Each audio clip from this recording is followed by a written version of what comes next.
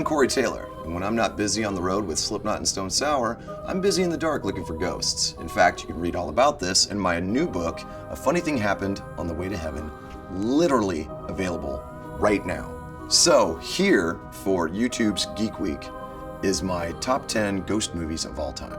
Number 10, Ghost. Now I know what you're all thinking. It's Patrick Swayze without a mullet. I know, I was depressed as well. If you can get past that, there's a certain strange paranormal love story going on. Plus, it was kind of weird to see Whoopi Goldberg and Demi Moore almost get it on. Number 9, The Ring. My favorite scene in this is when you actually get to see her come out of the television and come crawling towards the dude, and when she first does that thing, and then all of a sudden, dude. Number 8, Amityville Horror, and I'm going original. I'm not going Ryan Reynolds in a beard and all that weirdness. There's some great creepy scenes in this with the kid, you know, the kid where the window comes down on her fingers, and the priest losing it with the demon face, and then at the end where Brolin's trying to fight his way out of some weird demonic mud hole. It's pretty sweet. Number 7, Paranormal Activity. I'm not a huge fan of found footage stuff, but you know, at the end when she's like crawling right into the camera and her teeth get all crazy, well, I know it's probably every geek boy's dream, but at the same time, it makes you tighten up a little bit. Number 6, we come to Shyamalama-Lama-Lama-Lama's Sixth Sense. I fell for it. I'm sure everybody in retrospect was like, oh, totally knew it all the time. No, you didn't.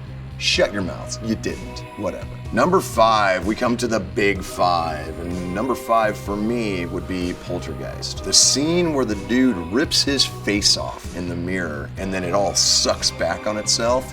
I couldn't sleep for like a month after seeing that. Number 4, Bill Murray, the great Bill Murray in Scrooged. This movie is so funny that I had it on VHS, which I taped from Cinemax, and then I wore it out so bad that you could see the sound lines in the film itself. And then the Grim Reaper in it is so sick. Like, I mean, a huge one, and it looks in, and it's got the Freddy Krueger thing going on, which it's not, but it is, but it's not, but it is. Number 3, the great Ghostbusters. When I was a kid, this was like destination. You know, there were a handful of movies that were destination for us.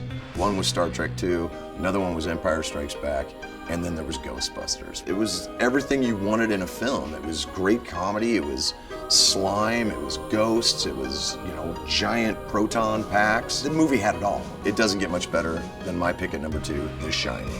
And it's Stanley Kubrick's, just sickening, isolated masterpiece. And it doesn't get much better than Jack Nicholson running through a hotel and then a frozen maze trying to chop his family to death.